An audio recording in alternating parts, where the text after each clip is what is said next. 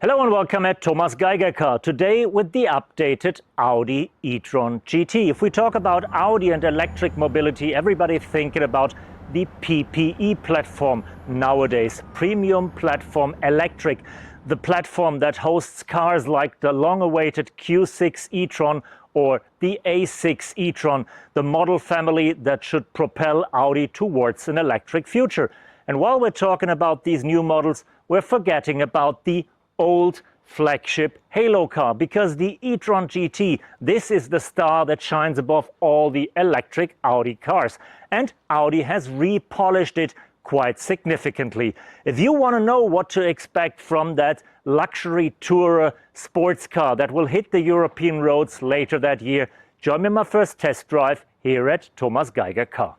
Before we hit the road, we should take a moment to take a look at the car and see what differentiated the second generation or the updated generation from the initial car. It is still the sibling of the Porsche Taycan and the dimensions hasn't changed at all, but Audi has differentiated the model lineup quite significantly.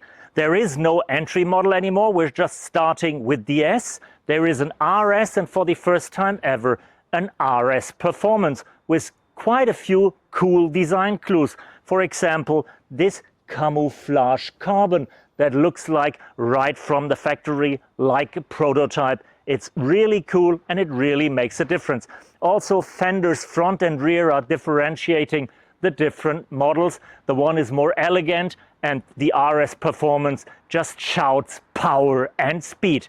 And speed is a matter we're also trying to figure out once we're on the road, because Audi has installed more powerful motors, a bigger battery, and a new suspension to give you more fun. But the new suspension also is to benefit even in standstill, because the car has a welcoming function that does not only switch on the lights, no, that also raises the vehicle for about 8 centimeters to give you more and easy access. That's what we see here. Once I close the door, the car will fall down and I will go on the road and tell you what to expect from the updated Audi e-tron GT.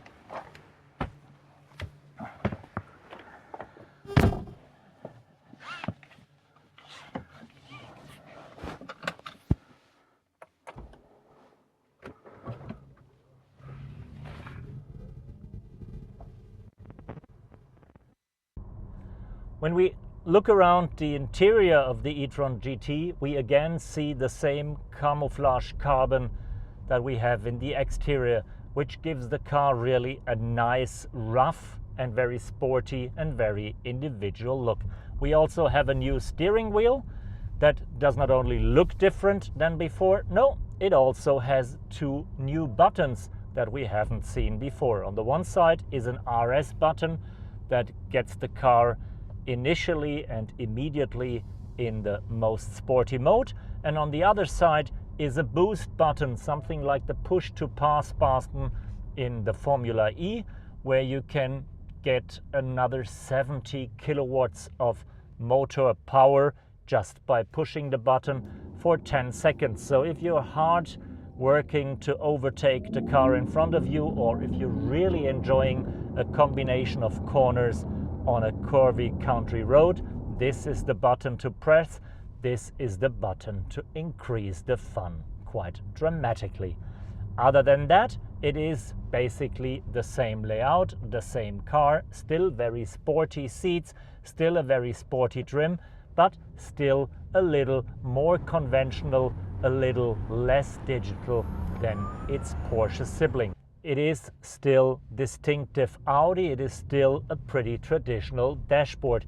Yes, we have a digital screen with new programming behind the steering wheel, we have a huge touch screen over the center stack, we don't have a passenger screen, and we don't have that one big shield of glass that kind of takes it all in. No, it is distinctive areas with lots of room for craftsmanship and for exclusive design ideas. Now we're trying to get out of town, get away from the other cars, and to experience the performance enhancement of the new Audi e-tron GT. especially to experience the unlimited power that Audi has put into the new flagship model, the RS e-tron GT Performance. While we're still cruising and while we're still going slow, let's talk a bit about the energy. Audi has increased the battery capacity for about 10%, and now we're talking about roughly 107 kilowatt hours, which gives you roughly 100 kilometer additional range compared to the predecessor model. No matter if you take the e-tron S, e-tron RS or RS Performance, WLTP range is always around 600 kilometers. Give it or take another 5 or 10 kilometers, but 600 kilometers is the factor that you calculate. And once you've done this 600 kilometers, charging speed has been dramatically increased.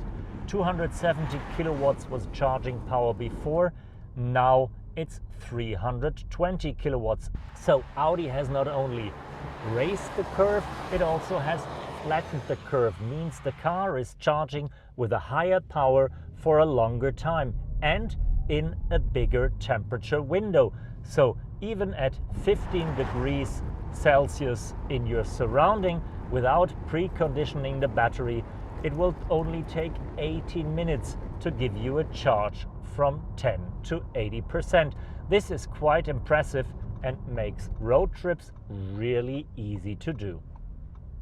But now let's talk about the thing that matters the most, the motors. There are always two in the car, and Audi has changed the technology and built in new generations, which raises the power dramatically. The base model, which is now the e-tron GT S, already has 500 kilowatts and 717 Newton meters of maximum torque. That is an increase of 20% or 110 kilowatts. If we're talking about the RS e-tron GT, we're talking about 630 kilowatts, which is a plus of 155 kilowatts and a total amount of 865 Newton meters of torque. And the RS e-tron GT Performance has 680 kilowatts, at least with the boost function. That is 205 kilowatts more than the outgoing flagship model. And the total amount of torque cumulates to 1027 Newton meters. Again, 1027 Newton meters. There are not many passengers cars with such an amount of torque. You have to go to trucks or to race cars to gain this kind of traction. And if we're talking about torque, we're also talking about acceleration. Yes, the car is quite heavy, but it's also quite sleek, and with this amount of Newton meters you can accelerate pretty fast. Even the SGT accelerates in 3.4 seconds from 0 to 100, which is a gain of 0.7 seconds compared to the outgoing model. The RS GT has an acceleration time of 2.8 seconds, and the RS Performance only needs 2.5 seconds from standstill to 100 kilometers per hour. That is almost Formula 1 time and tempo. The only thing that is a bit disappointing is the top speed, because if we look at top speed, we're talking about 245 kilometers per hour for the SGT, and we're talking about 250 kilometers per hour for the RS and the RS Performance. I know this is much faster than most of all the other EVs, but if you compare it to the old world of Audi Sport with an RS6, for example, or an R8, it is kind of, sorry to say, boring, but at least you save some time when it comes to charging afterwards. So overall, yes, the e-tron GT is quite a quick experience. Thanks for joining me on that first test drive with the updated Audi e-tron GT. A remarkable reminder that we may not forget the flagship model. Yes, the PPE platform on all the cars that are coming on that platform might be way more important for the success of Audi in the near future. But for the fun of the driver, this is the best thing to happen to you as an Audi customer. The car looks better, it drives faster, it drives longer, and it is more differentiated to its Porsche sibling Taycan. So if you're looking for a cool, elegant sports car without bad feelings against the environment, this is the car to go to. Thank you, 谢谢, 再见, and goodbye.